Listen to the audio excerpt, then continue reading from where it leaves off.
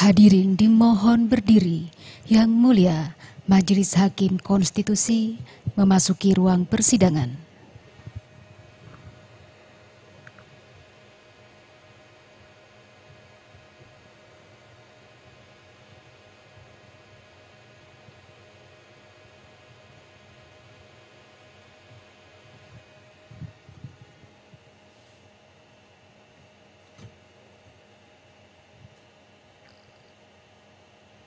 Hadirin disilakan duduk kembali.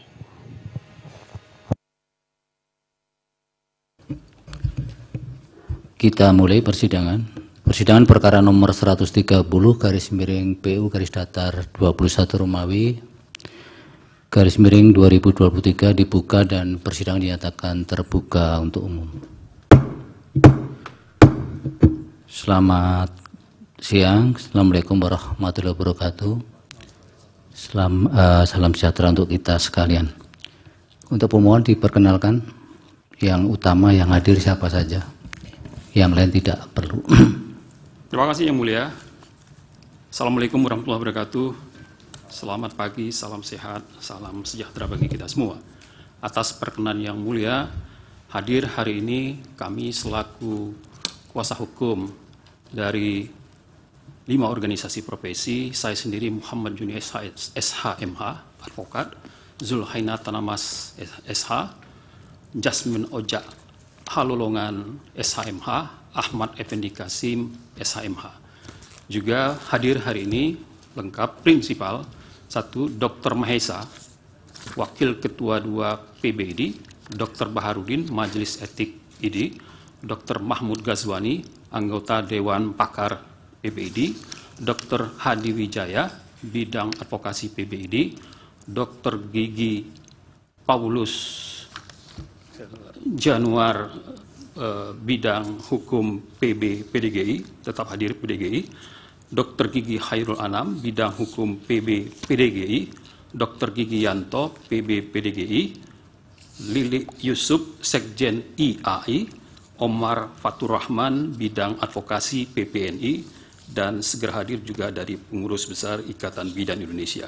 Terima kasih Yang Mulia. Baik, dari pemerintah. Izin Yang Mulia, kami dari pemerintah saat ini hadir lengkap Pak. Yang pertama dari Kementerian Kesehatan, hadir langsung Pak Menteri, Pak Budi G. Sadikin. Kemudian ada Pak Sekjen Kemenkes, ada Pak Kunta Wibawa, kemudian staf ahli Menteri Bidang Hukum Kesehatan, Dr. Sundoyo, dan Kepala Biro Hukum Ibu Indah Febrianti, dan Asisten Menteri Kesehatan Bu Helena Pak. Kemudian kami dari Kementerian Kumham, saya sendiri, Asep Mulyana, Dirjen PP, ada Pak Andi Amos, Direktur Litigasi, dan Ibu Eni Haris selaku Koordinator Penyelesaian Perkara. Ya, terima kasih. Dari PSDI, Perkumpulan Dokter Seluruh Indonesia, pihak terkait. Terima kasih Yang Mulia. Hadir pihak terkait, Prinsipal Ketua Umum Perkumpulan Dokter Seluruh Indonesia, Brigjen TNI Purnawirawan Dr. Jajang Edi Priyatno, SPB MARS, dan kemudian dari tim hukum, saya Profesor Muhammad Asrun. Di sebelah kanan saya ada M. Jody Santoso SH.MH, kemudian di sebelahnya lagi adalah Muklis Muhammad Madudi, SOS, SH.MH. Demikian Yang Mulia, terima kasih. Baik, dari Pemerhati Pendidikan Kedokteran dan Pelayanan Kesehatan, ya, pihak terkait, silakan Pak. Izin Yang Mulia, saya memperkenalkan dari Pemerhati Pendidikan Kedokteran dan Pelayanan Kesehatan, saya sendiri Judil Heri Justam, Sekretaris dari Perhimpunan. Sebelah kiri saya Dr. Sugito Wono Direkso, Wakil Sekretaris. Yang sebelah kiri lagi Dr. Suryono Selamat Iman Santoso, SPOG, sebagai anggota. Terima kasih. Baik, tadi dari Pak Asep masih koma sepertinya, ada yang belum diperkenalkan. Betul, izin Mulia. Silakan. Kemudian dari Kementerian Pendidikan dan Kebudayaan, Ristek Teknologi, ada Prof. Nizam, PLT Dirjen Pendidikan Tinggi, kemudian ada Bu Ineke Indraswati, Kepala Biro Hukum, serta dari Kemenpan RB, Pak yang mulia, ada Pak Suristo Wibowo, Anda suku muda, serta Kementerian Keuangan. Hadir juga langsung Pak Sekjen, Pak Heru Pambudi, dan Ibu Staf Ahli, Bu Rina Widiani. Serta dari Kementerian Dalam Negeri hadir juga Pak Isnandar Adisto, analis hukum alim muda. Lengkap kami, Pak. Siap. Baik, terima kasih. Jadi, Ibu Bapak sekalian, agenda sidang siang hari ini adalah untuk mendengar keterangan Presiden dan DPR seyogianya. Tapi DPR belum hadir, nanti akan dijadwalkan ulang, dan pemerintah sudah hadir. Sudah siap Pak Asep dengan keterangannya? Siapa yang akan menyampaikan? Siap. Kami siap, izin Yang Mulia. Nanti langsung Pak Menteri Kesehatan, Pak Budi Sadikin menyampaikan. Silakan Pak Menteri.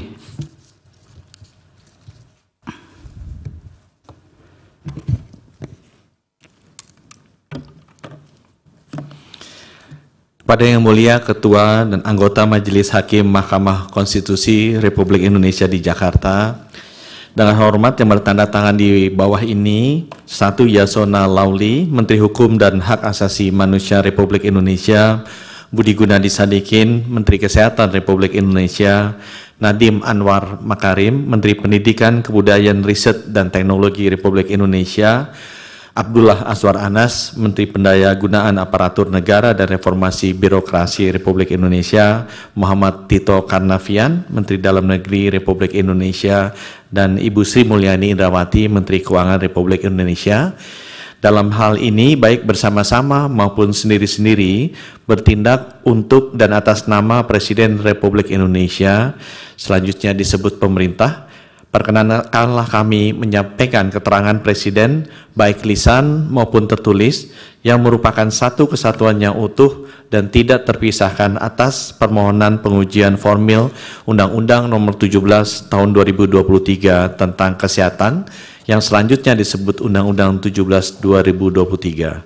Terhadap Undang-Undang Dasar Negara Republik Indonesia tahun 1945, selanjutnya disebut Undang-UD 1945 di Mahkamah Konstitusi, yang dimohonkan oleh Pengurus Besar Ikatan Dokter Indonesia, Pengurus Besar Persatuan Dokter Gigi Indonesia, Dewan Pengurus Pusat Persatuan Perawat Nasional Indonesia, Pengurus Pusat Ikatan Bidan Indonesia, Pengurus Pusat Ikatan Apoteker Indonesia, yang diwakili oleh kuasa hukumnya Muhammad Joni SH dan kawan-kawan, yang beralamat di Jalan GSSY Samratulangi 29 Menteng, Jakarta Pusat, untuk selanjutnya disebut sebagai para pemohon. Sesuai registrasi permohonan di Kapanitraan Mahkamah Konstitusi nomor 130 PUU 21 2023 tanggal 25 September 2023 dengan perbaikan permohonan tanggal 24 Oktober 2023 sebagai berikut. Yang pertama adalah pokok permohonan pengujian formil. Pokok permohonan ujian formil angka 1 sampai dengan 4 dianggap dibacakan. Yang kedua adalah penjelasan pemerintah terhadap kedudukan hukum atau legal standing para pemohon.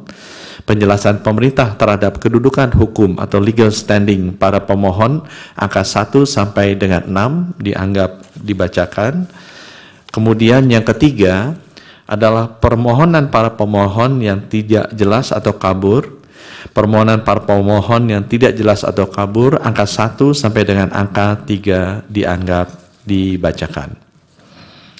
Bagian keempat dari penjelasan kami adalah pembentukan Undang-Undang 17 Nomor 2023 terkait dengan A. Latar belakang. Indonesia sebagai negara hukum yang berdasarkan Pancasila dan Undang-Undang Dasar 45 memiliki tujuan negara, yaitu melindungi segenap bangsa dan seluruh tumpah darah Indonesia, memajukan kesejahteraan umum, mencerdaskan kehidupan bangsa, dan ikut melaksanakan ketertiban dunia yang berdasarkan kemerdekaan, perdamaian abadi, dan keadilan sosial. Untuk mencapai tujuan negara tersebut, diselenggarakan pembangunan yang berkesinambungan, menyeluruh, terarah, dan terpadu, termasuk diantaranya pembangunan kesehatan. Kesehatan merupakan hak asasi manusia dan salah satu unsur kesejahteraan yang harus diwujudkan sesuai dengan tujuan negara sebagaimana dimaksud dalam Pancasila dan UUD 1945.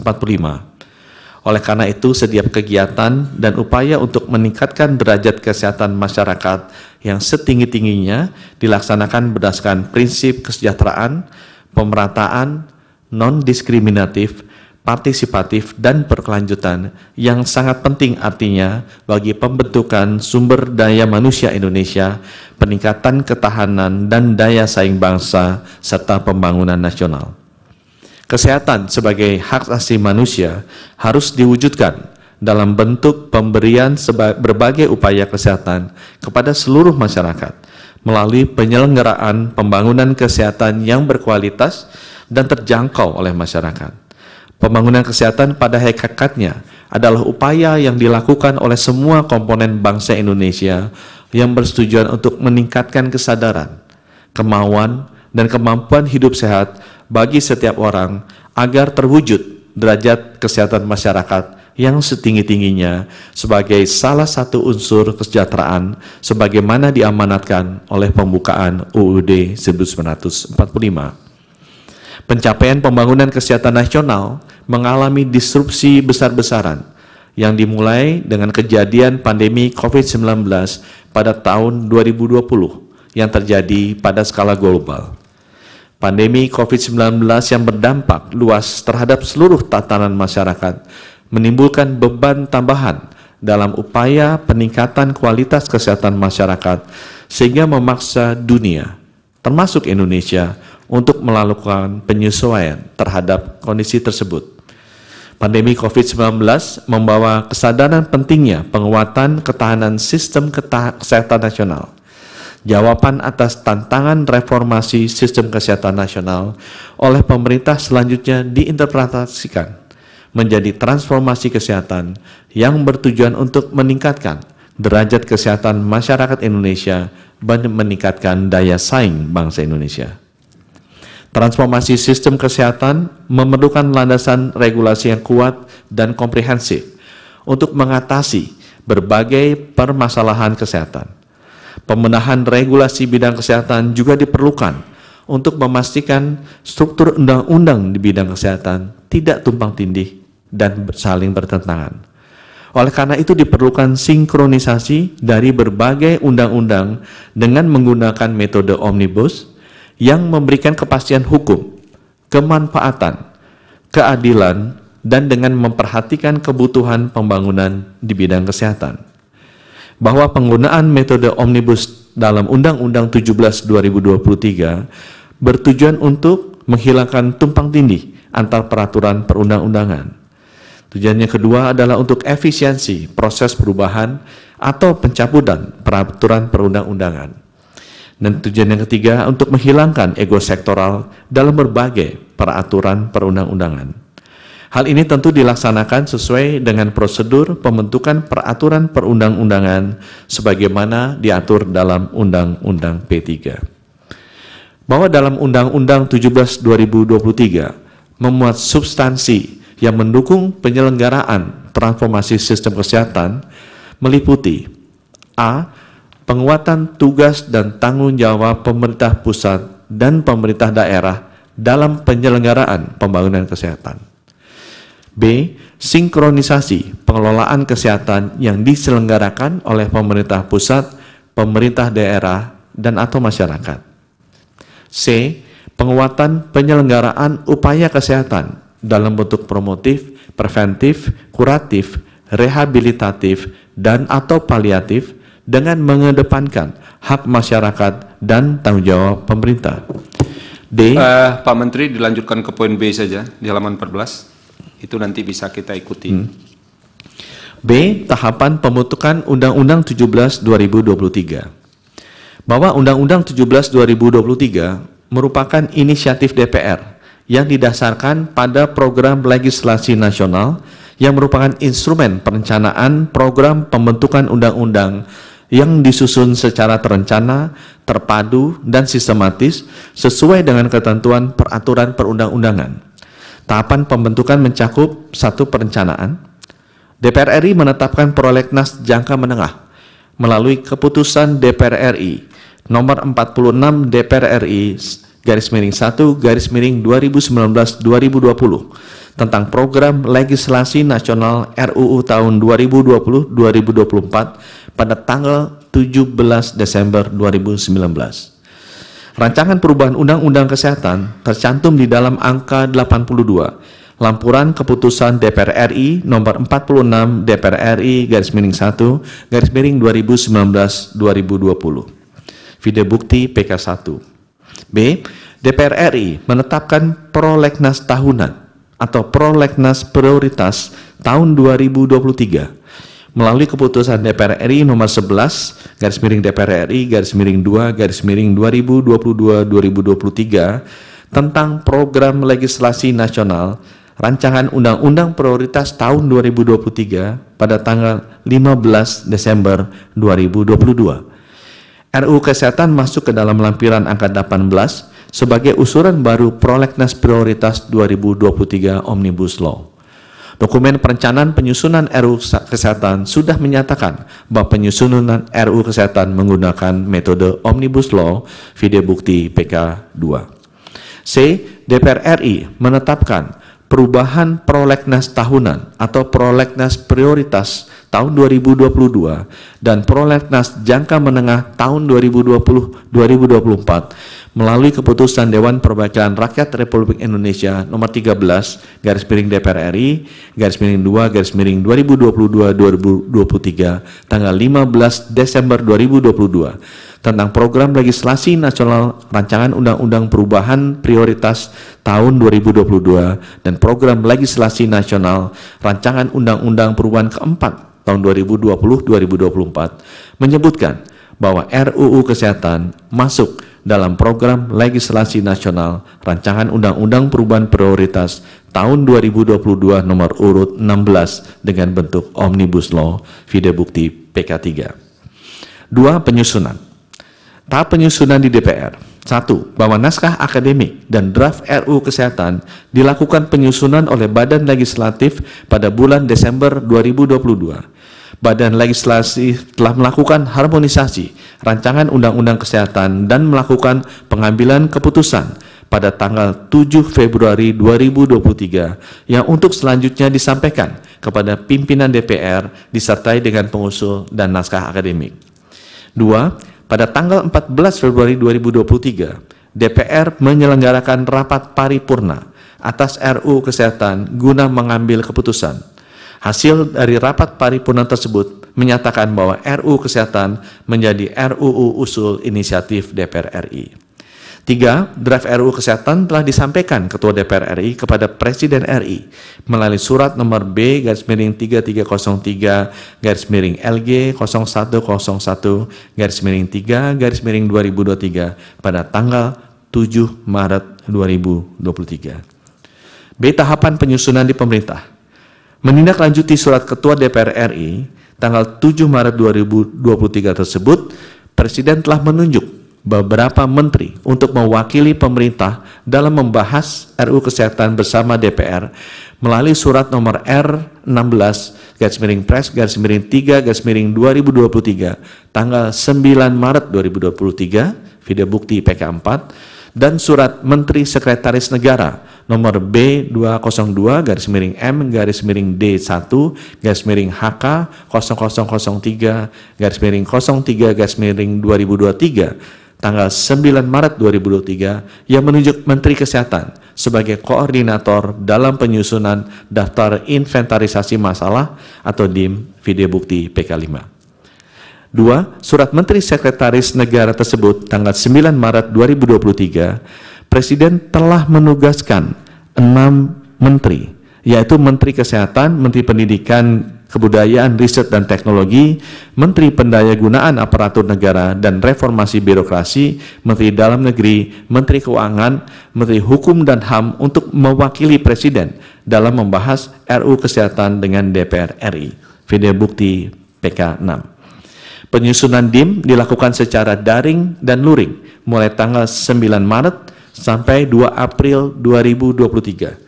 Secara simultan juga dilakukan partisipasi bermakna atau meaningful participation dengan melibatkan organisasi profesi, akademisi, praktisi, ahli, industri farmasi, dan pihak terkait lainnya mulai tanggal 9 Maret sampai 7 April 2023. Pelibatan masyarakat oleh pemerintah dalam penyusunan DIM RUU Kesehatan dilakukan sesuai dengan ketentuan pasal 96 UU P3 dalam bentuk A. Public hearing atau konsultasi publik, video bukti PK 7 sampai dengan PK 45, B. Focus group discussion, video bukti PK 46 sampai dengan PK 73, dan C. Sosialisasi, video bukti PK 74, PK 96.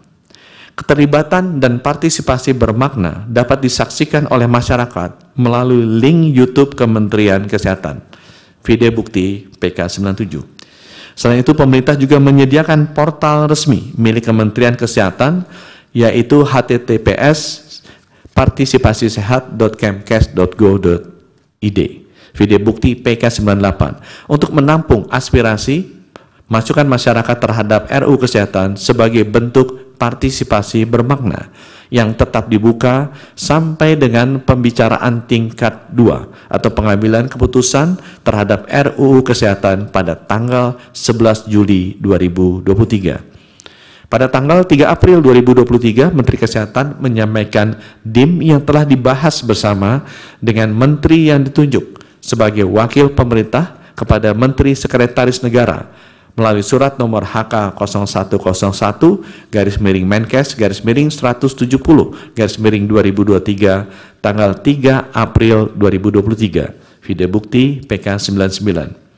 Pada tanggal 5 April 2023, DIM telah selesai disusun oleh pemerintah dan diserahkan kepada DPR dalam rapat kerja dengan Komisi 9 DPR untuk selanjutnya dilakukan pembahasan bersama antara DPR dan pemerintah, video bukti PK 100. Tahap ketiga adalah tahap pembahasan.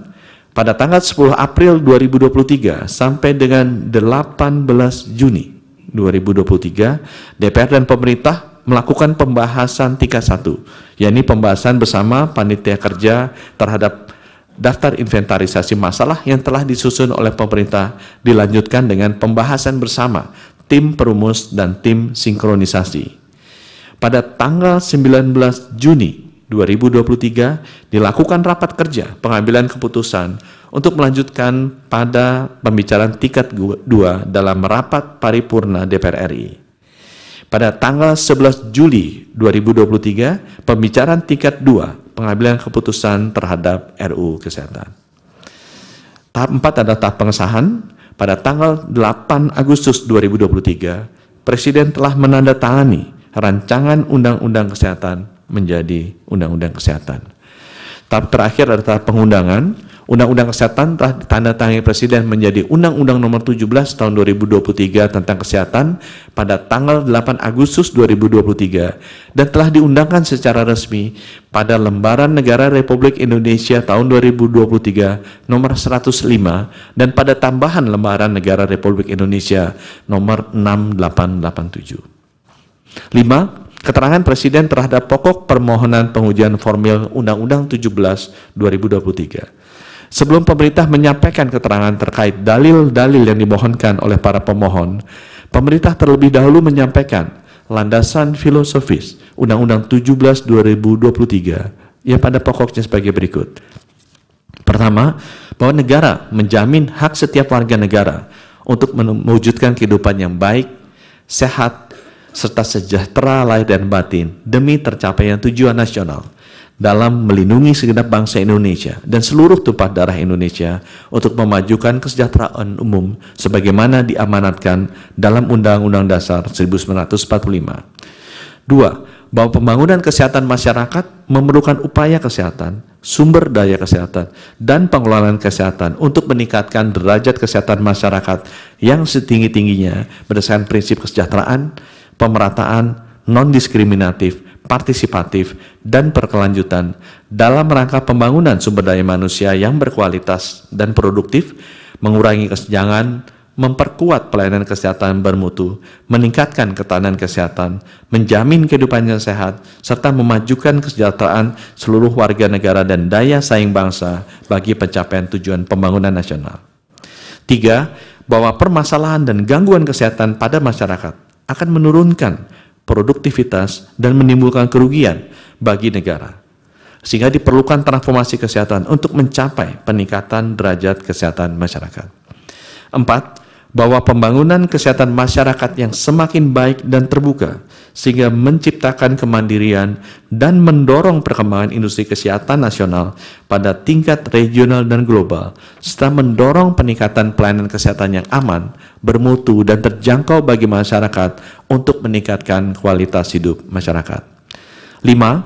Bahwa untuk meningkatkan kapasitas dan ketahanan kesehatan diperlukan penyesuaian terhadap kebijakan untuk penguatan sistem kesehatan secara integratif dan holistik dalam satu undang-undang secara komprehensif. Bahwa terhadap pengujian formil UU 17/2023 tersebut dapat pemerintah jelaskan hal-hal sebagai berikut. A. Kewenangan dan prosedur pembentukan Undang-Undang 17/2023 telah sesuai dengan UUD 1945 dan UU P3. Bahwa para pemohon dalam permohonannya mendalilkan pembentukan UU 17/2023 cacat formil karena tidak mengikutsertakan DPD dalam pembahasan RUU Kesehatan dan tidak adanya pertimbangan DPD dalam pembentukan UU 17/2023 serta tidak sesuai prosedur pembahasan bersama antara DPR, Presiden, dan DPD menurut pasal 22D ayat 2 UUD 45 hingga bertentangan dengan Undang-Undang Dasar 1945 terhadap dalil para pemohon tersebut, pemerintah memberikan tanggapan sebagai berikut. Angka 1 sampai dengan angka 3 dianggap dibacakan. 4. Pengajuan RUU Kesehatan masuk dalam proses legislasi nasional Prolegnas tahun 2020-2024 yang telah ditetapkan dengan keputusan DPR RI nomor 46 DPR RI /1 2019-2020 tanggal 17 Desember 2019 untuk jangka waktu menengah yang tercantum di dalam angka 82 lampiran keputusan. Selanjutnya, RUU Kesehatan juga ditetapkan dalam Prolegnas Prioritas tahun 2023 yang ditetapkan oleh keputusan DPR RI nomor 11 DPR RI /2/2022-2023 pada tanggal 15 Desember 2022. RUU Kesehatan masuk dalam lampiran angka 18 sebagai usulan baru Prolegnas Prioritas 2023 Omnibus Law. Bahwa berkenaan dengan persiapan RUU Kesehatan menjadi tanggung jawab DPR, persiapan ini dilakukan oleh Komisi 9 yang salah satu lingkup tugasnya di bidang kesehatan. Hal ini tentunya berbeda dengan pengajuan RUU yang berasal dari DPD yang dapat dipersiapkan oleh komite, gabungan komite, atau panitia perancang undang-undang. Angka 6 terkait pertimbangan Mahkamah dalam putusan nomor 92 tahun 2012 dianggap dibacakan. 7. Bahwa posisi DPD dalam pengajuan rancangan undang-undang sama seperti halnya hak Presiden dalam mengajukan rancangan undang-undang sebagaimana dimaksud dalam pasal 5 ayat 1 UUD 1945 sepanjang rancangan undang-undang dimaksud berkaitan dengan otonomi daerah, hubungan pusat dan daerah, pembentukan dan pemekaran serta penggabungan daerah, pengelolaan sumber daya alam dan sumber daya ekonomi lainnya, serta berkaitan dengan perimbangan keuangan pusat dan daerah sebagaimana diatur pasal 22D ayat 1 UUD 1945, penegasan demikian diperlukan agar pengajuan rancangan undang-undang tidak menegasikan posisi dan kedudukan DPD dalam grand design pembentukan undang-undang. 8. Bahwa kemenangan DPD untuk membahas RUU telah diatur dengan tegas dalam pasal 22D ayat 2 UUD 1945. DPD sebagai lembaga negara mempunyai hak dan atau kewenangan yang sama dengan DPR dan Presiden dalam membahas RUU yang berkaitan dengan otonomi daerah, hubungan pusat dan daerah, pembentukan, pemekaran, penggabungan daerah, pengelolaan sumber daya alam dan sumber ekonomi lainnya, serta perimbangan keuangan pusat dan daerah, penggunaan frasa ikut membahas dalam pasal 22D ayat 2 UUD 1945 karena pasal 20 ayat 2 tersebut telah menentukan secara tegas bahwa setiap RU dibahas oleh DPR dan Presiden untuk mendapat persetujuan bersama. Frasa ikut membahas harus dimaknai DPD ikut membahas RU sepanjang yang berkaitan dengan hal-hal otonomi daerah, hubungan pusat dan daerah, pembentukan, pemekaran, dan penggabungan daerah, pengelolaan sumber daya alam dan sumber daya ekonomi lainnya, serta perimbangan keuangan pusat dan daerah bersama DPR dan Presiden. 9. Bahwa berkenaan dengan dalil para pemohon berkaitan dengan tidak dilibatkannya DPD dalam pembahasan RUU Kesehatan yang memiliki ruang lingkup pengaturan dan materi pemuatan yang berkaitan dengan otonomi daerah berkaitan dengan pendidikan, maka hal ini sepenuhnya merujuk pada substansi RUU yang diajukan. Bila mana rancangan undang-undang di luar substansi pasal 22D ayat 1 UUD 1945, maka pembahasan bersama dilakukan antara Presiden DPR. Sementara itu, jika substansi rancangan undang-undang berkaitan dengan pasal 22D ayat 1 UUD 1945 atau rancangan undang-undang diajukan oleh DPD, pembahasan bersama dilakukan antara Presiden, DPR, dan DPD. Dalam kaitan substansi RU yang diajukan in casu mengenai RU Kesehatan, bukanlah ruang lingkup substansi yang menjadi kewenangan DPD sebagaimana diatur dalam pasal 22D ayat 1 UUD 1945 sehingga dalam pembahasannya tidak melibatkan DPD. Bahwa berkaitan dengan substansi dalam RUU Kesehatan pada dasarnya mengatur mengenai penyelenggaraan transformasi sistem kesehatan dan sama sekali tidak mengatur ruang lingkup substansi yang berkaitan dengan otonomi daerah dan berkaitan dengan pendidikan, karena pada dasarnya ruang lingkup substansi yang berkaitan dengan otonomi daerah dan berkaitan dengan pendidikan telah diatur dalam undang-undang tersendiri. Sehingga oleh karena RUU Kesehatan bukan merupakan ruang lingkup substansi yang menjadi kewenangan DPD sesuai pasal 22D ayat 1 Undang-Undang Dasar 1945 dan RUU Kesehatan sama sekali tidak mengatur ruang lingkup substansi yang berkaitan dengan otonomi daerah dan berkaitan dengan pendidikan, maka terhadap dalil para pemohon menjadi tidak beralasan dan tidak berdasar hukum. Pertimbangan Mahkamah dalam putusan nomor 91 tahun 2020 angka 3.17.4 dianggap dibacakan. 10. Bahwa selain alasan tersebut di atas, tidak diikutsertakannya DPD dalam membahas RUU Kesehatan tidak serta-merta menjadikan UU 17 2023 menjadi cacat prosedur. Karena UU Akwo bukanlah UU yang lahir dari pasal 22D ayat 2 UUD 1945 yang berkaitan dengan otonomi daerah, hubungan pusat dan daerah, pembentukan, pemekaran, dan penggabungan daerah, pengelolaan sumber daya alam dan sumber daya ekonomi lainnya, serta perimbangan keuangan pusat dan daerah, serta memberikan pertimbangan kepada Dewan Perwakilan Rakyat atas rancangan undang-undang anggaran pendapatan dan belanja negara dan rancangan undang-undang yang berkaitan dengan pajak, pendidikan, dan agama. Hal ini sebagaimana pertimbangan hukum Mahkamah Konstitusi dalam putusan nomor 73 garis miring PUU 12 garis miring 2014 tanggal 19 September 2014 yang menyatakan pertimbangan Mahkamah dalam putusan nomor 73 tahun 2014 angka 3.24 dianggap dibacakan. 11. Bahwa berdasarkan putusan nomor 73 PUU 12 2014 tersebut di atas, maka secara formil pembentukan UU 17 2023 tidak melibatkan DPD, tidak dimaksudkan mengabaikan kedudukan DPD. Karena substansi pengaturan dalam UU 17 2023 bukan merupakan ruang lingkup kewenangan DPD. Oleh karena itu, terkait persoalan tidak adanya pelibatan DPD dalam pembentukan UU 17 2023 bukanlah persoalan konstitusional dan tidak bertentangan dengan UUD 1945. 12. Bahwa tidak dilibatkannya DPD dalam pembentukan UU 17 2023 juga dapat dilihat dalam konsideran mengingat UU 17 2023 yang mana tidak merujuk pada ketentuan pasal 22D UUD 1945. Dalam hal undang-undang yang disusun dan materi muatannya terkait dengan amanat pasal 22D UUD 1945, maka dalam considerance mengingat akan mencantumkan pasal 22D UUD 1945 sehingga dalam pembahasannya perlu melibatkan DPD. 13.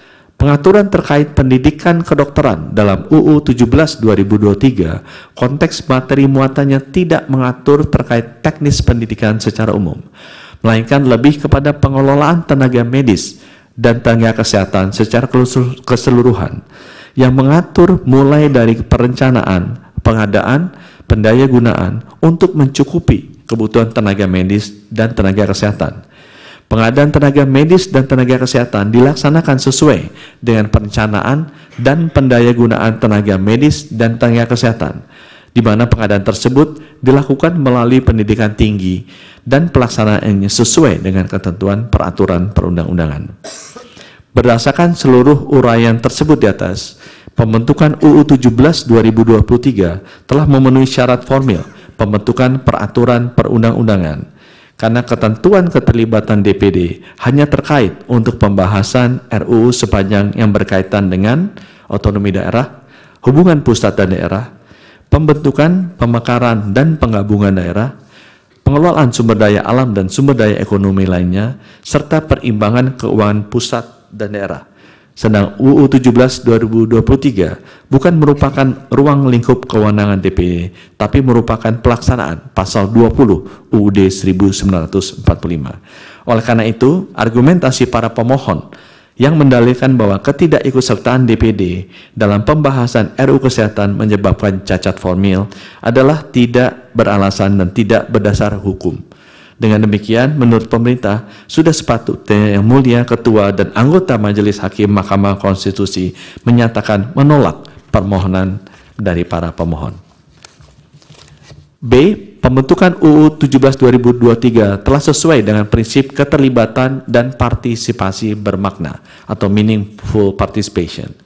Bahwa terhadap dalil para pemohon yang menyatakan pembentukan UU 17/2023 cacat formil karena tidak sesuai prosedur proses pembentukan undang-undang dengan prinsip keterlibatan dan partisipasi bermakna, pembuat undang-undang telah meniadakan dan mengabaikan pendapat para pemohon sebagai stakeholder yang berkepentingan dan berdampak langsung terhadap materi muatan RUU Kesehatan Akuo. Terhadap dalil para pemohon tersebut, pemerintah memberi tanggapan sebagai berikut. Bahwa dalam pembentukan UU 17/2023, sebagaimana telah diuraikan dalam keterangan pemerintah pada Romawi 4 huruf B, mengenai tahapan pembentukan UU 17/2023, telah dilakukan pelibatan masyarakat melalui partisipasi yang bermakna, sesuai dengan ketentuan pasal 96 UU P3 yang menyatakan, pasal 96 UU P3 dianggap dibacakan. 2.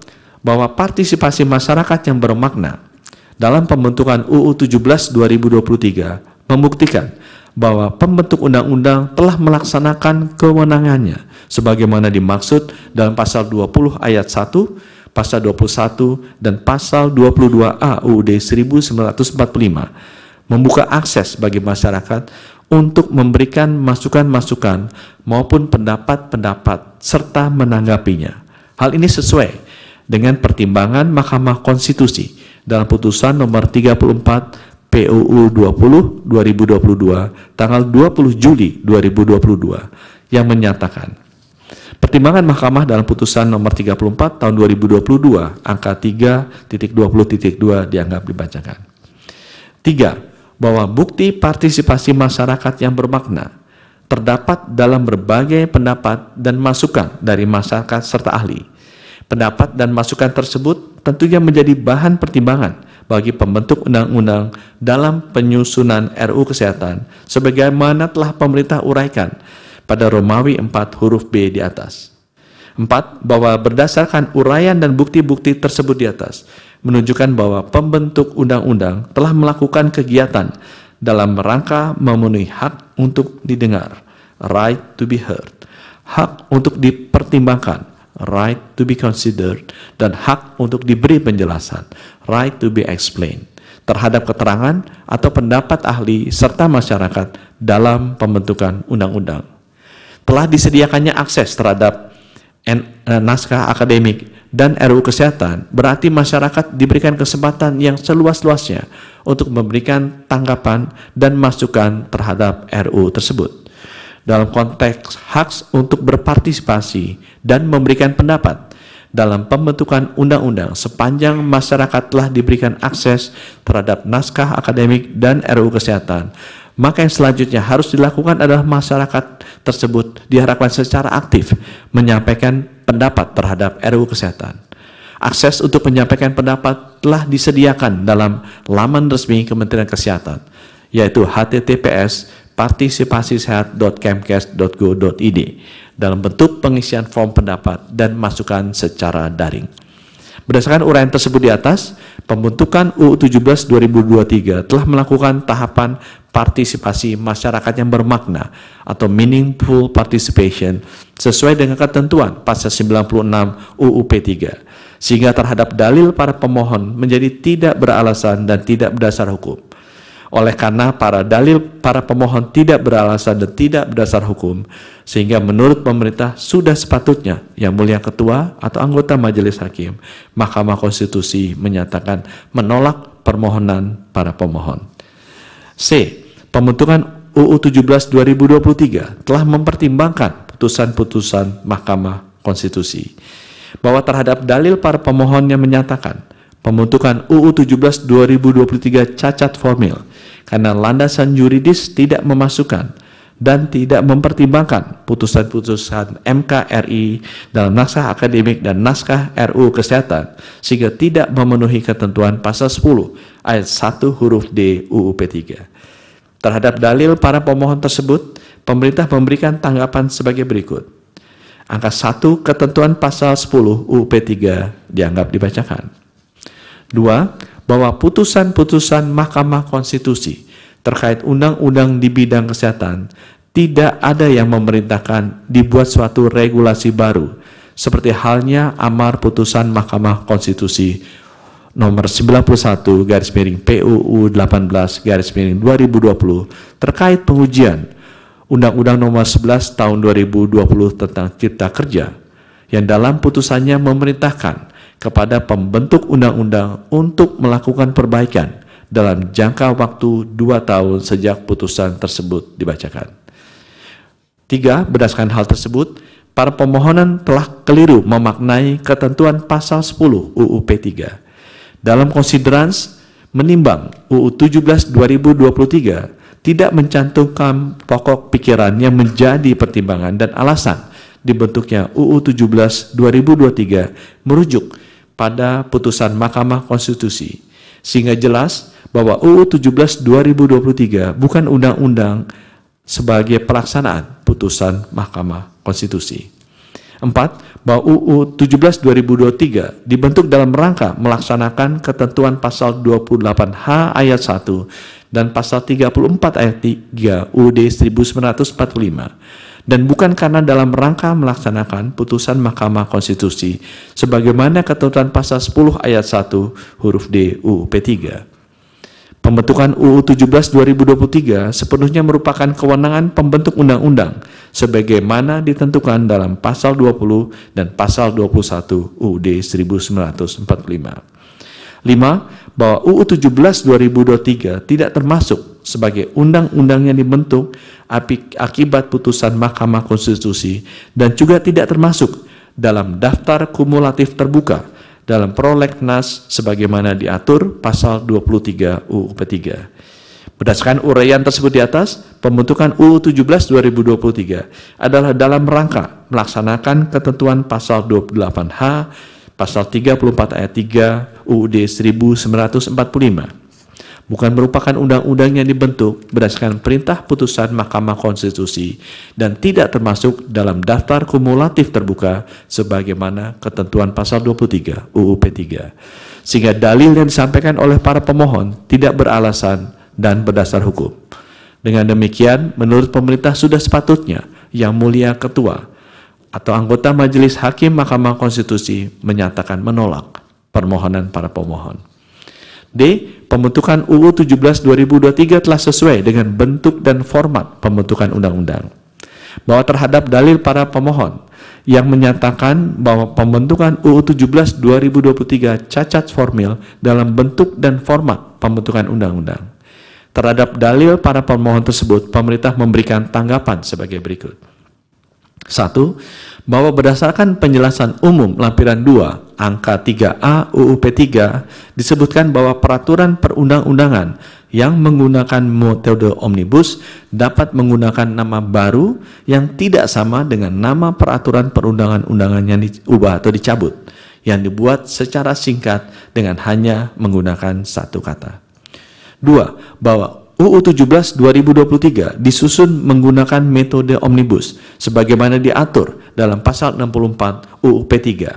Adapun melalui metode omnibus, materi muatan dalam UU 17/2023 A. Memuat materi muatan baru, B. Mengubah materi muatan yang memiliki keterkaitan dan atau kebutuhan hukum yang diatur dalam berbagai peraturan perundang-undangan, dan C. Mencabut peraturan perundang-undangan yang jenis dan hierarkinya sama dengan menggabungkannya dalam UU 17/2023. 3. Bahwa untuk meningkatkan kapasitas dan ketahanan kesehatan diperlukan penyesuaian berbagai landasan regulasi yang kuat dan komprehensif, tidak tumpang tindih, dan tidak saling bertentangan. Oleh karena itu diperlukan sinkronisasi dari beberapa undang-undang dengan menggunakan metode omnibus yang memberikan kepastian hukum, kemanfaatan, keadilan, dan dengan memperhatikan kebutuhan pembangunan di bidang kesehatan. Hal ini menjadi jawaban dalam transformasi regulasi yang bertujuan dapat menyederhanakan pengaturan terkait kesehatan melalui metode omnibus. Karena banyaknya regulasi bidang kesehatan di Indonesia yang apabila diubah satu persatu akan membutuhkan waktu yang panjang. Bahwa UU 17/2023 mencabut 11 undang-undang, yaitu Undang-Undang Nomor 419 Tahun 1949 tentang ordonansi obat keras, Undang-Undang Nomor 4 Tahun 1984 tentang wabah penyakit menular, Undang-Undang Nomor 29 Tahun 2004 tentang praktek kedokteran, Undang-Undang Nomor 36 Tahun 2009 tentang kesehatan, Undang-Undang Nomor 44 Tahun 2009 tentang rumah sakit, Undang-Undang Nomor 18 Tahun 2014 tentang kesehatan jiwa, Undang-Undang Nomor 36 Tahun 2014 tentang tenaga kesehatan, Undang-Undang Nomor 38 Tahun 2014 tentang keperawatan, Undang-Undang Nomor 6 Tahun 2018 tentang kekarantinaan kesehatan, Undang-Undang Nomor 20 Tahun 2013 tentang pendidikan kedokteran, dan Undang-Undang Nomor 4 Tahun 2019 tentang kebidanan. 5. Bahwa UU 17/2023 terdiri atas 20 bab dan 458 pasal. Adapun substansi yang diatur dalam masing-masing bab meliputi ketentuan umum, hak dan kewajiban, tanggung jawab pemerintah pusat dan pemerintah daerah, penyelenggaraan kesehatan, upaya kesehatan, fasilitas pelayanan kesehatan, sumber daya manusia kesehatan, perbekalan kesehatan, ketahanan kefarmasian dan alat kesehatan, teknologi kesehatan, sistem informasi kesehatan, kejadian luar biasa dan wabah, pendanaan kesehatan, koordinasi dan sinkronisasi penguatan sistem kesehatan, partisipasi masyarakat, pembinaan dan pengawasan, penyidikan, ketentuan pidana, ketentuan peralihan, dan ketentuan penutup. 6. Bahwa menurut pemerintah, bentuk dan format ketentuan pidana dalam rumusan pasal 442 UU 17/2023 yang didalilkan oleh para pemohon merupakan substansi pengujian material, sehingga menurut pemerintah tidak tepat dalil tersebut dimasukkan dalam pengujian formil.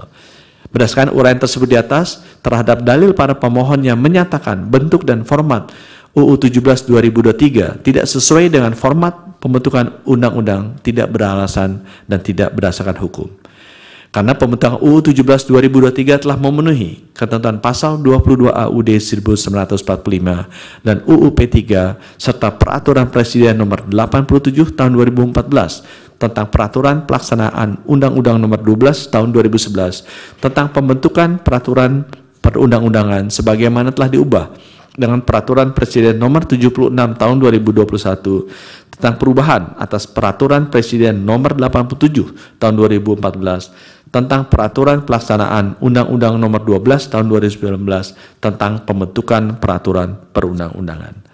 Oleh karena itu, menurut pemerintah sudah sepatutnya Yang Mulia Ketua dan anggota Majelis Hakim Mahkamah Konstitusi menyatakan menolak permohonan para pemohon. 6. Petitum. Berdasarkan penjelasan dan argumentasi di atas, pemerintah memohon kepada Yang Mulia Ketua dan anggota Majelis Hakim Mahkamah Konstitusi Republik Indonesia dapat memberikan keputusan sebagai berikut. 1. Menerima keterangan Presiden secara keseluruhan. 2. Menyatakan bahwa para pemohon tidak mempunyai kedudukan hukum atau legal standing. 3. Menolak permohonan pengujian formil para pemohon dalam perkara nomor 130 PUU 21/2003 untuk seluruhnya atau setidak-tidaknya menyatakan permohonan para pemohon tidak dapat diterima. 4. Menyatakan pembentukan Undang-Undang Nomor 17 Tahun 2023 tentang Kesehatan tidak bertentangan dengan Undang-Undang Dasar Negara Republik Indonesia tahun 1945. Demikian kami sampaikan atas perkenan dan perhatian Yang Mulia Ketua dan anggota Majelis Hakim Mahkamah Konstitusi Republik Indonesia. Kami ucapkan terima kasih. Jakarta, 7 Desember 2023, hormat kami, Kuasa Hukum Presiden Republik Indonesia, Menteri Hukum dan Hak Asasi Manusia RI, Yasona Lauli, Menteri Kesehatan RI, Budi G. Sadikin, Menteri Pendidikan, Kebudayaan, Riset, dan Teknologi RI, Nadiem Anwar Makarim, Menteri Pendayagunaan Aparatur Negara dan Reformasi Birokrasi RI, Abdullah Azwar Anas, Menteri Dalam Negeri RI, Muhammad Tito Karnavian, dan Menteri Keuangan RI, Sri Mulyani Indrawati. Terima kasih. Wassalamualaikum warahmatullahi wabarakatuh. Waalaikumsalam. Baik, terima kasih Pak Menteri. Dari meja hakim, Prof. Pendi dulu, silakan Prof. Baik, terima kasih Yang Mulia Pak Ketua. Terima kasih kepada tim kuasa Presiden yang datang pada siang ini full tim dari 3 kementerian kalau tidak salah ya. Atau 4 kementerian, ya full tim, luar biasa ya. Saya apresiasi terkait dengan kedatangan dari full tim ini. Pertama, ada beberapa yang perlu saya mohonkan untuk ditambahkan nanti keterangan dari Presiden, bahwa Undang-Undang 17/2023 ini dinyatakan di sini adalah salah satu undang-undang yang menggunakan metode omnibus.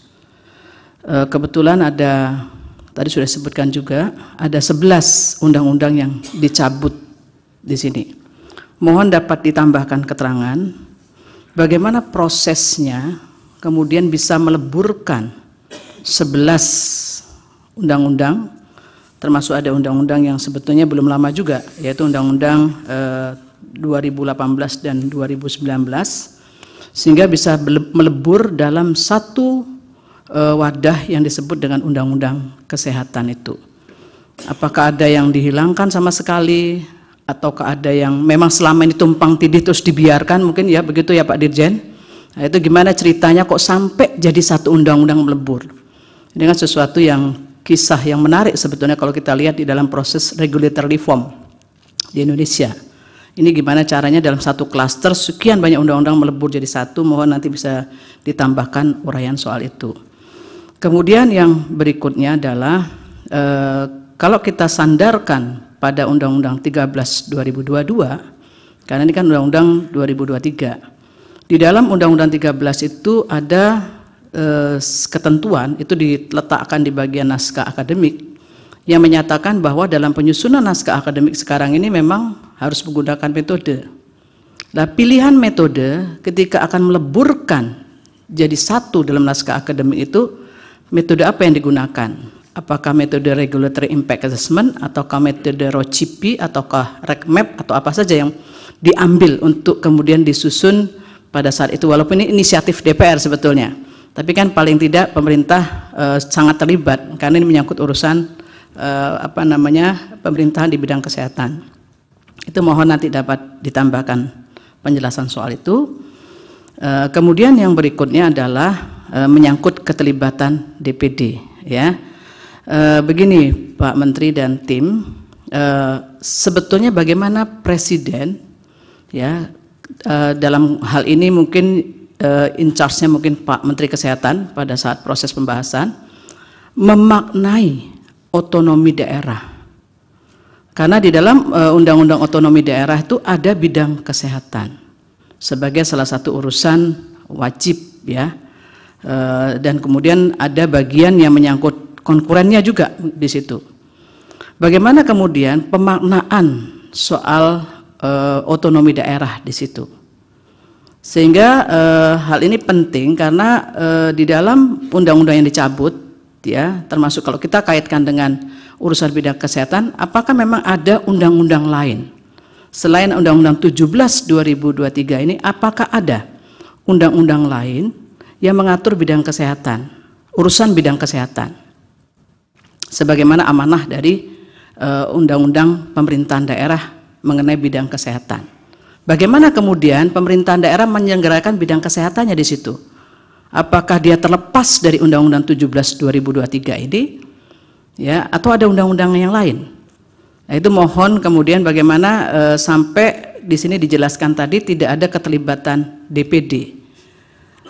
Sejauh ini mungkin Pak Dirjen bisa juga menambahkan atau mau dijelaskan lisan di dalam pengajuan awal prolegnas itu, apakah memang DPD juga tidak diikutsertakan di situ sehingga pembahasannya menjadi kemudian dia tidak terikut serta. Lah sementara ini ada irisannya dengan urusan bidang kesehatan begitu, dan urusan bidang kesehatan tidak bisa dilepaskan dari esensi otonomi daerah sebetulnya. Nah, ini mohon nanti bisa ditambahkan keterangan soal yang ini. Saya kira itu saja dari saya. Terima kasih. Saya kembalikan ke Pak Ketua. Prof. Guntur, silakan.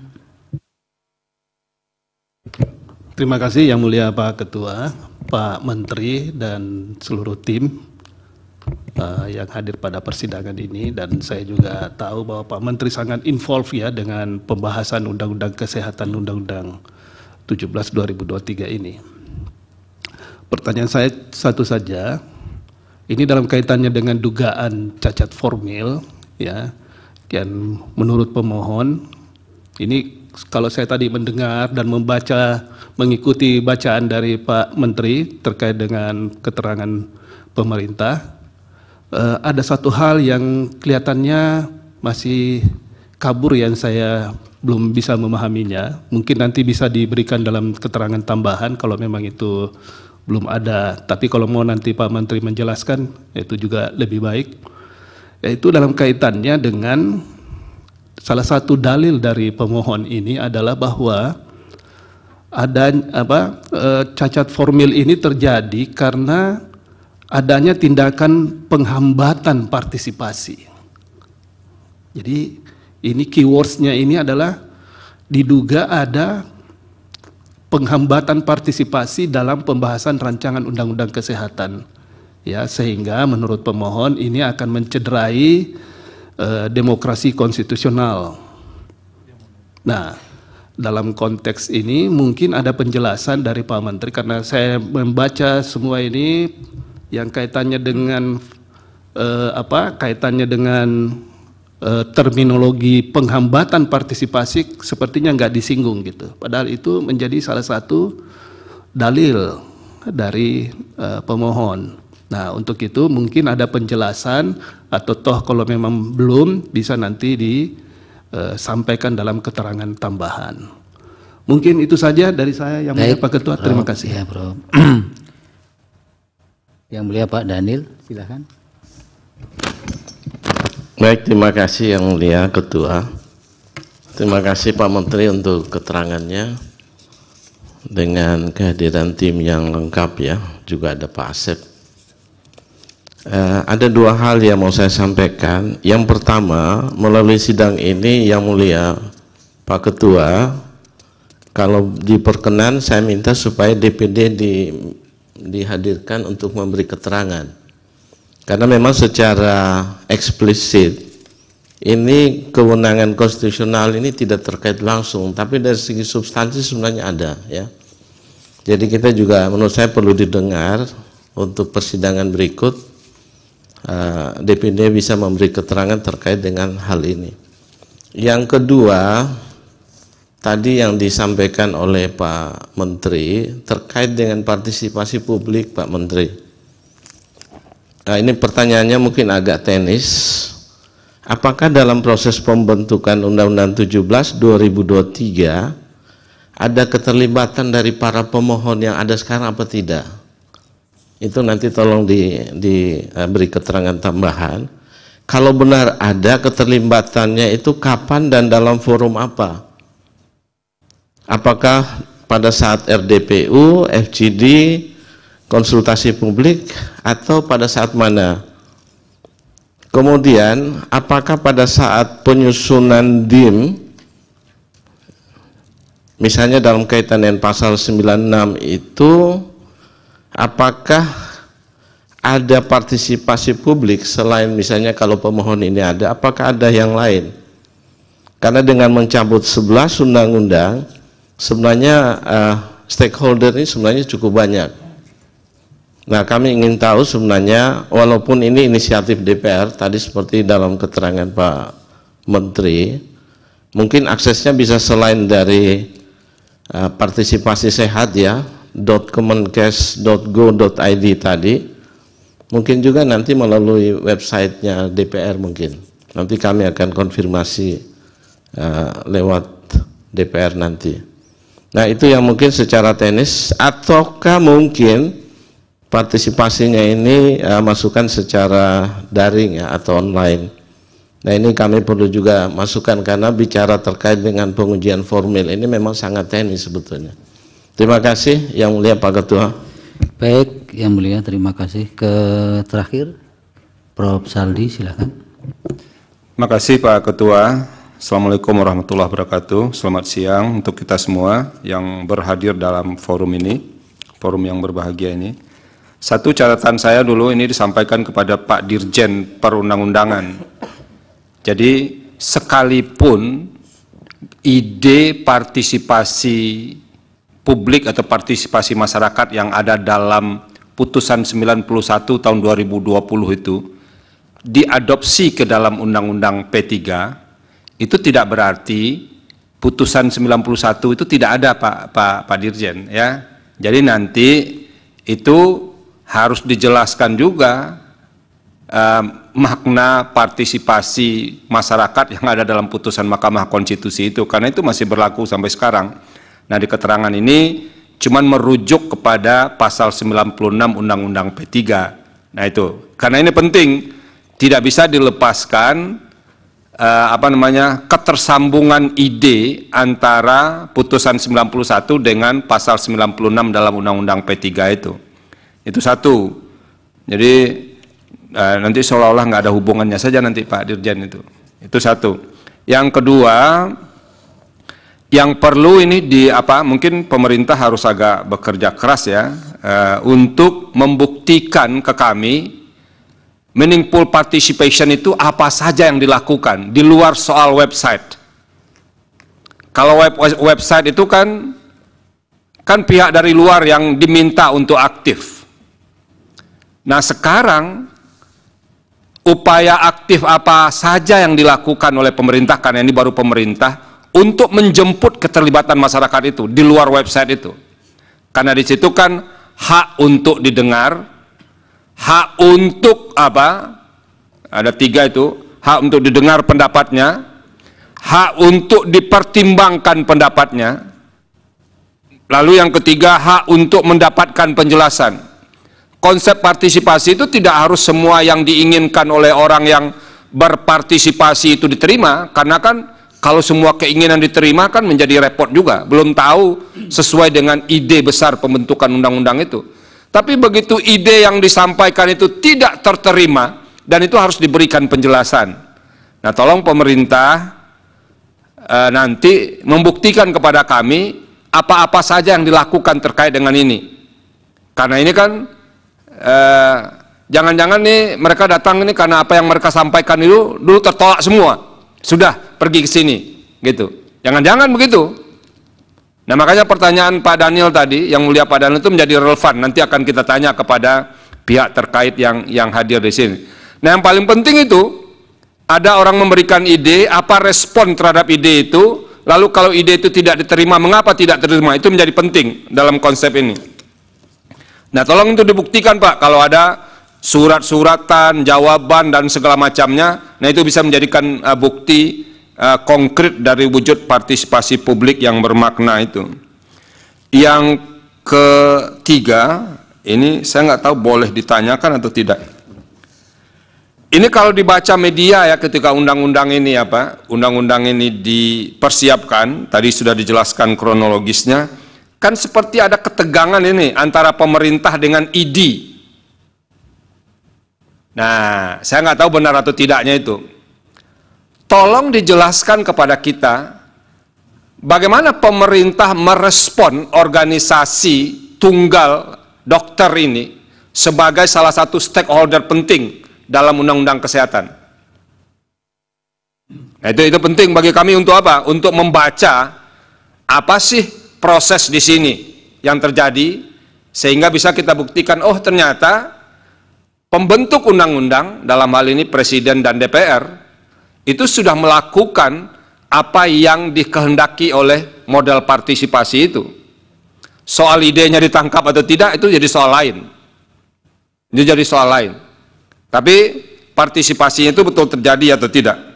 Nah, kira-kira itu 2 poin penting yang bisa saya sampaikan Pak Ketua. Dan kalau dibandingkan ini misalnya omnibus di bidang kesehatan ini dibandingkan yang satu lagi cipta lapangan kerja, ini agak lebih mudah kita memahami karena pasalnya memang urut dan undang-undangnya pun jumlahnya terbatas yang dianulir dengan undang-undang kesehatan yang berbentuk omnibus itu. Tapi kita belum akan masuk ke substansi karena ini lebih untuk menilai proses pembentukannya. Jadi nanti kalau ada dalil-dalil yang menyangkut substansi tidak akan kita pertimbangkan sekarang. Baru dipertimbangkan nanti, misalnya, ini baru misal ini, kalau undang-undang ini lanjut, ada yang memohonkan materinya baru kita pertimbangkan. Sekarang lebih menilai apakah prosesnya dilakukan secara benar atau tidak oleh pembentuk undang-undang. Nah, oleh karena itu, bukti-bukti formil, Pak Dirjen, Pak Menteri, itu penting bagi kami untuk menilai keabsahan prosedural pembentukan undang-undang ini. Itu saja Pak Ketua, terima kasih. Baik, sudah habis. Jadi, Prof. Arif, silakan Prof. Ya, sudah sedikit disinggung Prof. Saldi. Terima kasih Ketua. Mengingatkan saja pada para pihak, pemerintah juga. Pertama, terima kasih pemerintah, Pak Menteri dan para pejabat eselon 1 dari berbagai kementerian yang hadir.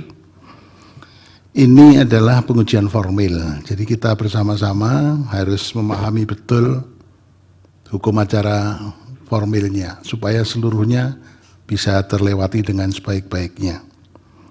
Ada batasan waktu 60 hari yang harus kita pakai, karena kalau lewat 60 hari maka itu tidak bisa, maka mahkamah harus memutus dalam waktu 60 hari. Dari situ kemudian, apa yang harus dibuktikan di dalam pengujian formil?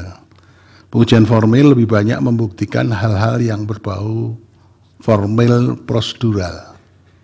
Oleh karena itu, para pihak, pemohon, pemerintah, DPR, pihak terkait, itu lebih baik dan lebih cepat mempersiapkan bukti-bukti formilnya. Yang dipentingkan adalah bukti-bukti formilnya. Ya, itu. Tadi keterangan pemerintah, Pak Menteri sudah menyampaikan bukti ini, bukti ini, bukti ini, tapi kan belum ada lampirannya yang disampaikan ke mahkamah untuk segera bisa disampaikan. Kemudian yang berikutnya, ini memasuki batasan waktu 60 hari, kita memasuki ada break akhir tahun. Kita akan memulai lagi persidangan pada minggu kedua ya, minggu kedua bulan Januari. Kalau kita hitung, maka batas akhir 60 hari adalah sekitar awal Maret. Oleh karena itu, Bapak Ibu sekalian, para hadirin, kita harus menyiapkan segera. Kemungkinan kita bisa mengagendakan setelah libur tahun baru pada awal Januari, persidangannya dilakukan seminggu bisa 2 kali. Jadi memerlukan kesiapan semua pihak untuk bisa saksi atau ahli, seluruh bukti-buktinya segera dipersiapkan, sehingga batasan waktu 60 hari betul-betul bisa kita capai. Karena bukti-bukti formil, saksi, ahli yang dibutuhkan itu juga harus siap dalam waktu yang sesingkat-singkatnya, karena sidang mungkin akan dilakukan seminggu 2 kali. Yang terakhir yang perlu saya sampaikan, bahwa minggu depan mungkin masih ada 1 kali sidang lagi ya Pak Ketua ya. Itu pihak terkait dua-duanya juga harus siap, tidak satu-satu, tapi mungkin sidang yang kedua besok minggu depan itu keterangan DPR, tapi DPR memasuki reses kalau nggak salah ini. Ya, jadi kan DPR nggak mungkin kalau masih reses, tapi mungkin bisa memberikan keterangan setelah reses. Tapi waktunya sudah dihitung sejak pemerintah atau DPR menyampaikan keterangan. Berarti sejak hari ini sudah terhitung 60 hari. Oleh karena itu minggu depan kalau ada persidangan, pihak terkait dua-duanya harus juga sudah siap untuk memberikan keterangan. Jadi beberapa kali misalnya ada minta penundaan karena tidak siapnya ahli dan sebagainya. Dalam pengujian formil kita hindari jangan sampai kalau sudah diagendakan tidak ditepati. Karena berkaitan dengan constraint waktunya. Saya kira itu saja Pak Ketua, saya mengingatkan kembali. Baik, Prof. Terima kasih, Prof. Terima kasih. Pak Menteri atau Pak Asep ada yang mau dijelaskan atau mau ditambahkan saja nanti secara tertulis, silakan. Jadi terima kasih Bapak Ketua yang mulia serta anggota.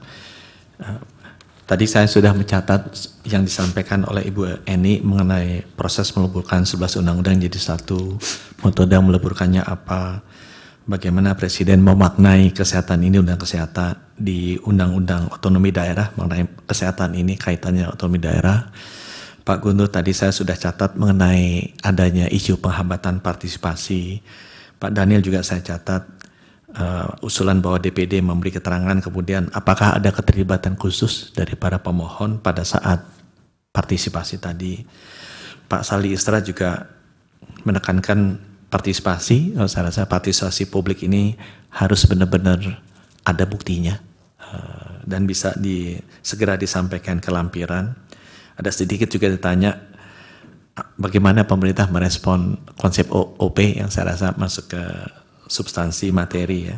Kemudian Pak Arief Hidayat menekankan bahwa ini ada batas akhir. Jadi bagi kami catatan pemerintah adalah bahwa kita harus bekerja keras walaupun ada liburan, ada pemilu, ya itu mesti lebih cepat lah memberikan feedback kembali ke para anggota dan ketua yang mulia. Tapi kalau saya lihat memang di uji formil ini meaningful participation ini kalau saya lihat hampir semuanya mengarah ke sana. Kalau yang Ibu Eni mengenai proses undang-undang nanti saya serahkan ke Pak Dirjen dan mungkin ke DPR karena DPR yang memulai ini jadi lebih tepat beliau menyampaikan, kita melengkapi. Tapi participation ini Pak, kami sudah berusaha sekeras-kerasnya dan belajar dari pengalaman sebelumnya, terbuka. Ada 115, bukan hanya website saja, public hearing yang kita lakukan, sosialisasi yang kita lakukan, dan kita sengaja merekam semuanya Pak.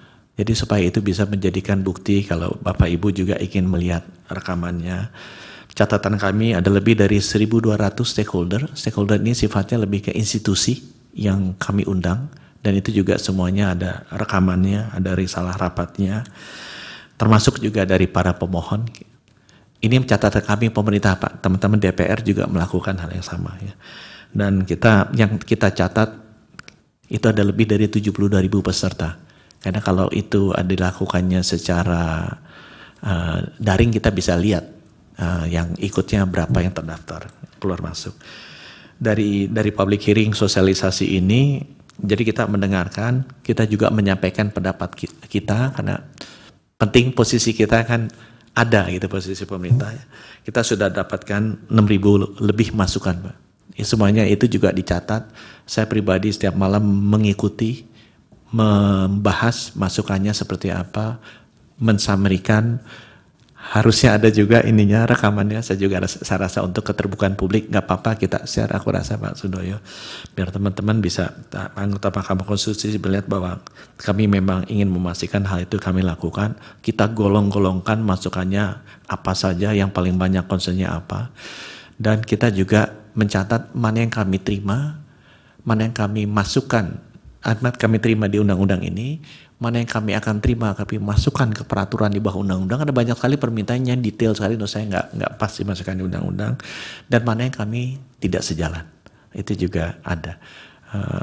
Nanti saya rasa saya akan memastikan bukti-bukti yang masuk nanti lengkap semuanya Pak. Dan itu linknya juga terbuka, Bapak juga bisa, staf ahli Bapak bisa masuk sendiri ke semua rekaman-rekaman yang dari rapat-rapatnya, karena hampir aku rasa semua rekaman semuanya kami rekam sehingga bisa dilihat kembali sebagai bukti bagaimana penjelasan, perdebatan, kemudian permintaan, jawaban itu disampaikan. Mudah-mudahan itu bisa memperkaya proses demokrasi kita ke depannya. Mungkin dari kami demikian. Pak Dirjen ada tambahan, silakan. Silakan Pak Dirjen. Sebentar, dari Prof. Saldi ada tambahan. Ya, Pak Menteri, Pak Dirjen ya, kalau bisa tambahan keterangan itu sudah kita terima sebelum pihak-pihak terkait ini memberikan keterangan, supaya kami bisa mengcounter juga, memperdalam ke mereka. Kalau ada fakta yang dari sini kan bisa ada perbedaan-perbedaan fakta itu. Jadi nanti akan jauh lebih dalam kita melihat proses ini. Kalau keterangannya kan kadang-kadang kan pemerintah kita minta keterangannya dipercepat, udah mau tutup sidang keterangan tambahannya belum datang-datang juga gitu. Ya Pak Dirjen ya. Nah beliau ketawa berarti membenarkan itu sebetulnya. Silakan Pak Asep, ada tambahan? Baik, terima kasih Yang Mulia. Izin Pak Menteri, Bapak Ibu sekalian yang saya hormati, Assalamualaikum warahmatullahi wabarakatuh. Waalaikumsalam. Pertama kami mengaturkan terima kasih pada Yang Mulia yang sudah memberikan tambahan pertanyaan dan pendalaman terkait dengan substansi pengujian materi ini Pak. Mungkin saya hanya menambahkan saja Bapak Ibu sekalian, Pak izin Ketua dan Hakim Konstitusi yang kami muliakan. Pertama terkait dengan tambahan dari Prof ini, izin Prof. Jadi terkait dengan pilihan metode, salah satunya seingat saya dalam naskah akademis itu pasti kami mengingatkan tentang itu Pak. Ini rinciannya memang BPHN yang membuat naskah akademis itu, tapi seingat saya, sepengetahuan saya, itu sudah kita juga menyarankan untuk menggunakan regulator. Mohon maaf Pak, ini kan inisiatif DPR ya? Betul. Naskah akademi dari mana Pak? Dari mereka Pak, dari mereka. Oh dari mereka ya? Betul. Oh ya. Tapi izin saya menjelaskan. Jadi dalam konteks ini terutama dari kami dalam berkomunikasi dengan teman-teman di Balek itu dalam artian kalau di pemerintah kan di BPHN Bu, kalau di sana dengan Balek. Kami pasti akan mengingatkan tentang metode regulatory impact assessment (RIA) itu. Bagaimana ketika sebuah penorman itu dampak impact-nya terhadap kehidupan, terutama bagaimana tentang tata kesehatan di Indonesia itu. Kemudian yang kedua, izin Prof. Eni juga menyampaikan kaitan dengan keterlibatan DPD dalam Prolegnas. Seingat saya dan sepengetahuan saya, setiap Prolegnas disusun pasti ada DPD. Termasuk kami dilibatkan di situ, di JNPP dan Kepala BPHN dalam penyusunan Prolegnas. Nah, saya nanti mungkin akan menjelaskan dalam keterangan tambahan terkait bagaimana siapa dan kemudian bagaimana mereka dalam Prolegnas itu akan kami sampaikan dalam keterangan tambahan. Kemudian yang berikut, Pak Guntur Hamzah tadi mungkin disampaikan oleh Pak Menteri, saya tidak akan menambahkan lagi. Kemudian juga sama Pak Daniel Yusmik ya, kaitan dengan DIM tentang partisipasi publik. kemudian juga tentang kehadiran DPD, tadi juga Pak Menteri sudah menyampaikan. Kemudian Prof. Saldi kaitan dengan keterkaitan pasal 91 putusan MK dan 96 Pak, Undang-Undang pasal 13. Baik Pak, kami tambahkan nanti Pak dalam keterangan tambahan kami, termasuk juga nanti bagaimana juga bentuk-bentuk konkret Pak tentang meaningful participation itu. Bagaimana kami mendengar, kami mempertimbangkan, dan kemudian kami menjelaskan baik apa-apa yang diterima maupun kemudian apa-apa kami yang ditolak dalam rumusan ini. Yang pasti sebagai tambahan izin yang mulia, kami saat ini juga sedang menyusun Pak RPP atau rancangan peraturan pemerintah tentang kesehatan yang kurang lebih ada 1116 kalau saya nggak salah ingat nih. Sekarang sudah kami menyusun atau mengharmonisasikan sampai 800-an lebih, hampir 900-an pasal-pasal itu. Itu juga bagian daripada kami Pak, untuk kemudian juga menampung beberapa hal yang secara teknis mungkin tidak dimuat dalam Undang-Undang 17/2003. Bukti formal, insya Allah Pak kami akan lengkapi lagi, dan tadi yang juga seperti yang Prof. Arif sampaikan, sesungguhnya kami sudah menyampaikan Pak Arif dalam lampiran itu. Iya, belum disahkan tapi ya. Oh iya, masih diverifikasi itu tadi. Betul, siap. Ya. Terima kasih. Tapi kalau masih ada disusulkan aja baik. Semuanya. Juga dari para pihak semuanya untuk bukti-bukti. Ya. Nanti kami akan tambahkan lagi Pak, mungkin kalau ada hal-hal yang mungkin belum lengkap dari bukti-bukti yang formal, sebagaimana tadi yang mulia menyampaikan dalam sidang itu. Itu Pak dari kami mungkin. Baik, terima kasih Pak Asep, Pak Dirjen. Ya memang ada bukti dari pemerintah karena banyak, seratusan ya lebih ya, sekitar itu, sehingga kami perlu verifikasi dan sedang dilakukan. Jadi mungkin pengesahannya pada sidang berikutnya. Betul tadi berkaitan dengan apa yang disampaikan Yang Mulia Pak Daniel, pada bagian-bagian keterangan yang berkenaan dengan DPD mungkin nanti dipertebal lagi argumen-argumennya. Kalau soal usulan untuk DPD hadir di persidangan, nanti kami juga akan tindak lanjuti dengan rapat di internal hakim. Sejauh mana relevansinya usulan Yang Mulia Pak Daniel tadi. Itu. Kemudian untuk persidangan selanjutnya, ini giliran untuk pemberi keterangan dari pihak terkait, pemberian keterangan dari pihak terkait, dua-duanya dari PSDI ya, PSDI dan pemerhati pendidikan kedokteran, PDSI ya, ini kepaniteraan agak kebalik ini. Perkumpulan Dokter Seluruh Indonesia dan pemerhati pendidikan Bapak-Bapak, kami jadwalkan tanggal 20 bulan ini, Desember tahun 2023, sebelum para hakim reses karena memang kemudian kami akan menjadwalkan kembali setelah ini nanti sebagaimana disampaikan Prof. Arif tadi di awal tahun. Kemudian kami akan mejawantahkan speedy trial itu, karena ini 60 hari harus putus sejak pemerintah atau DPR memberi keterangan. Jadi hari ini Argo sudah jalan Pak Asep, Bapak tahulah. Itu, jadi tanggal 20 Desember 2023 pukul 10.30. Pak Asrun sudah ditulis? Bapak-bapak ya, dari pemerhati. Itu, jadi untuk awal tahun apa Pak Joni mau tanya apa? Nanti sebentar, sabar dulu. Itu harus dipersiapkan giliran keterangan ahli. Karena kalau mengharapkan DPR karena masih reses, kita bisa simultan menunggu keterangan DPR sambil pembuktian untuk saksi dan atau ahli. Nah, giliran pertama tentunya dari pemohon yang harus dijadwalkan. Mau ada pertanyaan apa? Terima kasih Yang Mulia atas perkenan waktunya. Sedikit mengambil waktu saja. Pertama, kami belum menerima dokumen terkait dengan keterangan pemerintah. Ya, nanti bisa. Terima kasih, dan itu relevan dengan apa yang akan kita sampaikan sebagai tanggapan.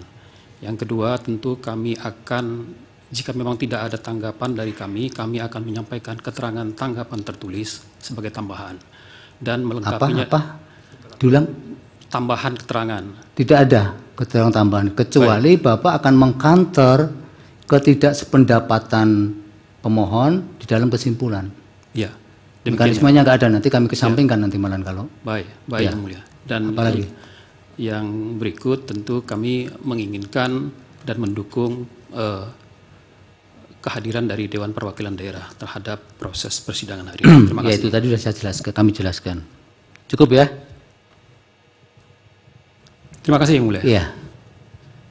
Yang lain cukup ya? Satu Yang Mulia dari pihak terkait. Apa Pak?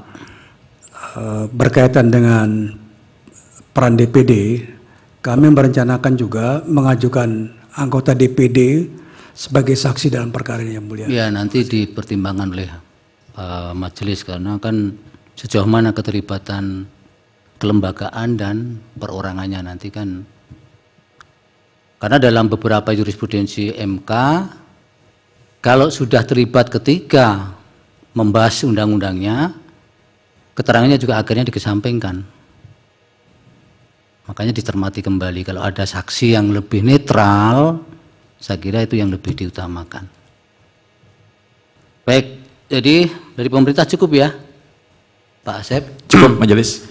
Ya, sebelum ditutup ini saya kan belum mengajukan pertanyaan tadi, tapi ini di luar materi sidang ini Pak Menteri.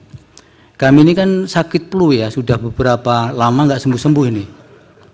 Pekerjaan kami ini di depan, di samping harus menyelesaikan ini dengan speedy trial, kemudian pemilu sebentar lagi, pileg, pilpres, pilkada.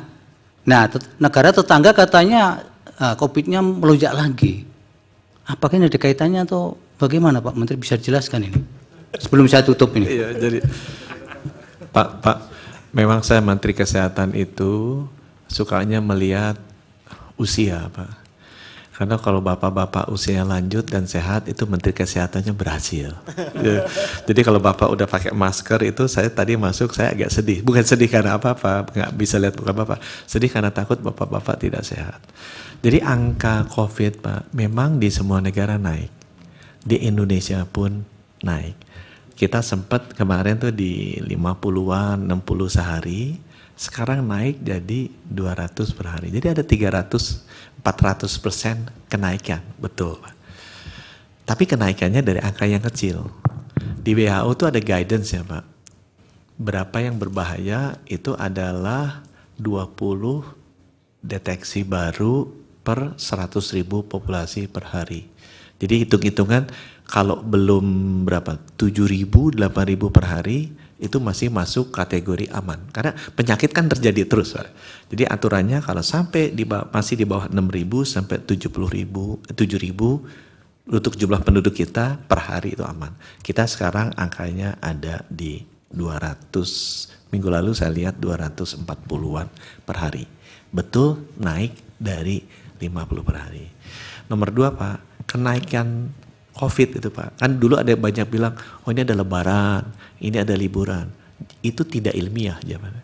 Secara ilmiah sudah dibuktikan, semua kenaikan COVID itu terjadi karena ada varian baru. Jadi ini memang ada varian baru. Varian baru, bukan yang COVID lama itu Pak? Tetap Omicron, cuma itu ada anaknya, ada cucunya ya, gitu Pak. Dia bermutasi terus. Nah ini ada namanya Eris, namanya. Sekarang namanya kan macam-macam tuh, ada Delta, Alpha, ini namanya Eris itu atau teknisnya. Tingkat bahayanya bagaimana Pak? Dia penularannya lebih cepat, tapi fatality rate-nya rendah. Dia lebih mild. Jadi memang penularannya cepat tapi dia aman. Saya sendiri kena, walaupun nggak kena Eris, kemarin pulang dari United Nations General Assembly Meeting September Oktober, kena, ya sakit. Kemudian wamennya saya juga dari Geneva kemarin pulang sakit. Cuma bedanya saya di PCR, wamen saya nggak mau di PCR gitu kan, karena dokter dia mungkin merasa ya nggak enak nanti kalau ketahuan sakit. Jadi cuma itu Pak faktanya. Sarannya Pak, sarannya kalau boleh, memang benar prokesnya aja Pak. Bapak pakai masker saya udah seneng. Karena kalau ada yang batuk, kalau Bapak juga merasa batuk, itu sebaiknya pakai masker, cuci tangan yang rajin. Yang kedua Pak, ini mumpung vaksinnya masih gratis, divaksin lagi. Ini kan untuk semua masyarakat, Pak. Iya, saya merasa. Bapak jangan lihat hakimnya, tapi saya Pak, untuk saya sebenarnya mau tenaga kesehatan saya suruh, karena mereka kritikal kan. Nanti kalau ada sakit mereka ngerawat, mereka jangan sampai sakit. Kalau tadi Pak Arief Hidayat sudah menyampaikan pesan seperti itu ke saya nanti minta Pak Sekjen kirim. Karena yang telat bukan hanya pemerintah, Pak. Kalau sampai hakimnya sakit, itu kan buang waktu, Pak. Jadi saya nanti minta Pak Sekjen coba dikirim agar disuntikin aja dulu semuanya, biar mudah-mudahan Bapak nggak boleh sakit. Apalagi menjelang pemilu-pemilu ini, saya doakan semoga Bapak Ibu sehat selalu. Baik, terima kasih. Sudah cukup ya, jelas semua? Sidang selesai dan ditutup. Hadirin dimohon berdiri. Yang mulia Majelis Hakim Konstitusi meninggalkan ruang persidangan.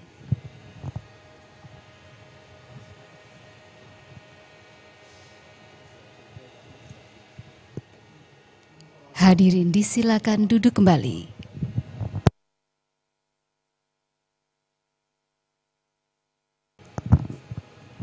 Hadirin yang kami hormati, demikianlah persidangan untuk perkara nomor 130 PUU 21 Romawi 2023 telah selesai. Sidang lanjutan akan dilaksanakan pada Rabu 20 Desember 2023 pukul 10.30 waktu Indonesia Barat.